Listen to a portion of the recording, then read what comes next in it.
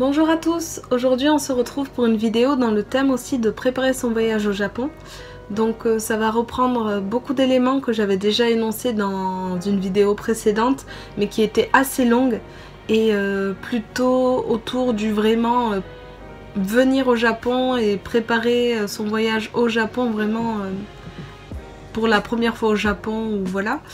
Tandis que là c'est plus une vidéo pour faire des petits séjours de 2-3 jours au Japon, mais une fois qu'on est sur place. Bon, après ça s'adresse à tout le monde hein, bien sûr.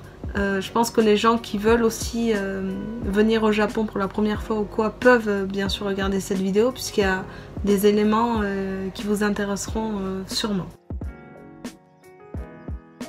Moi personnellement, depuis que je suis en PVT, ce que je fais, c'est que j'ouvre Google Maps et je regarde un petit peu les villes qu'il y a, les régions, tout ça. En fait, j'aimerais voir le plus d'endroits possible, donc je regarde la carte et je fais en fonction, voilà. Pour faire mes petits séjours de 2-3 jours, je me donne comme budget, vraiment un budget maximal de 20 000 yens, tout compris, logement, transport, nourriture et visite. Parce que pour 2-3 jours, j'estime que bon, voilà, on n'a pas besoin de dépenser des milliers et des cents.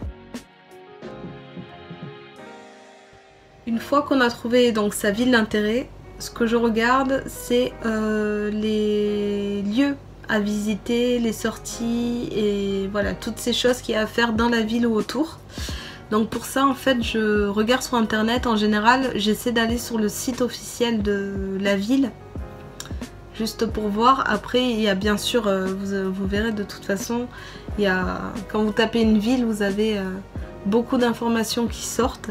Et je termine vraiment en dernier par TripAdvisor, parce que personnellement, je n'aime pas trop TripAdvisor.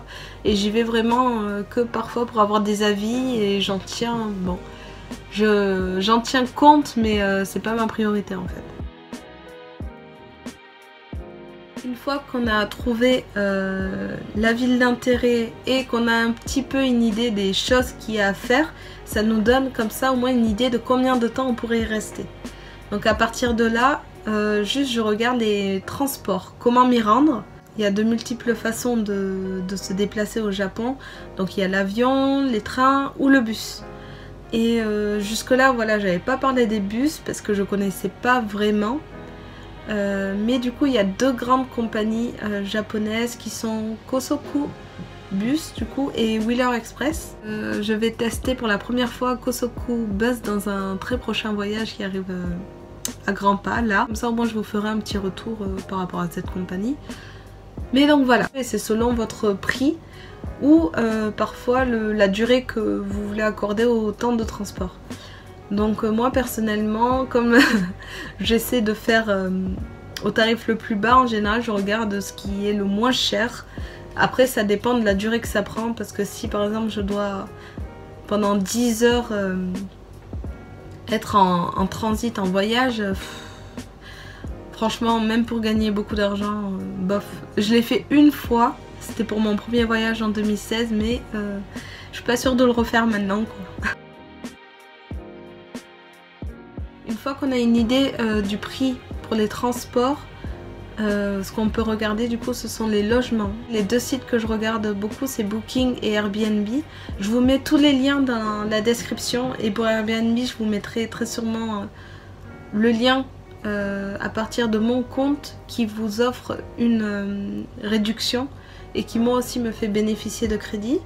Donc avec ces deux sites, on peut faire un tri, enfin filtrer ces recherches, et je regarde donc les logements en général dans le centre parce que c'est plus pratique pour se déplacer. J'aime pouvoir me déplacer à pied en fait et ne pas dépendre des transports. Donc en général je regarde vraiment vers le centre, et quitte à payer un peu plus. Ça c'est juste pour le confort je trouve du voyage. Après ça dépend si c'est vraiment très bien desservi et que voilà, enfin bon, après ça dépend vraiment, ça dépend. Mais du coup, oui, j'ai plutôt tendance à me loger dans le centre, et aussi, chose qui a changé depuis que je vis en share house, c'est qu'avant je favorisais les chambres d'hôtel du coup simples, ou les logements entiers dans Airbnb, parce que j'aime pas trop, enfin, disons que c'est pas que j'aime pas trop partager mon espace, mais un peu. J'étais très réticente à tout ça. Et depuis que je vis en Shiraz, du coup, je suis un peu plus habituée à partager mon espace et tout ça. Donc maintenant, en fait, ça me dérange plus d'avoir un logement partagé ou voire même une chambre partagée ou un dortoir ou quoi. Et d'ailleurs, je vais tester aussi pour la première fois un dortoir dans le voyage là qui arrive là, que je vais faire. Et du coup, bon, ça sera ma première expérience, on verra bien. Mais donc voilà. Une fois qu'on a trouvé la ville, ce qu'il y a à faire, comment s'y rendre, où dormir, je retourne voir les visites juste pour avoir une idée des prix. Comme ça, je fais une petite enveloppe aussi pour ça. Et ensuite, j'ajoute la nourriture en fonction des spécialités qu'il y a dans la région ou dans la ville.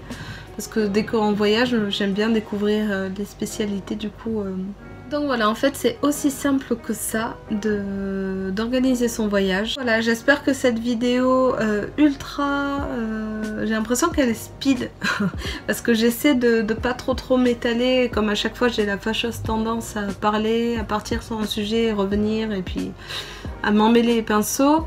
Du coup j'ai essayé de faire ça un peu plus condensé pour que la vidéo soit aussi plus courte et plus facilement regardable pour vous, que les informations soient directement accessibles.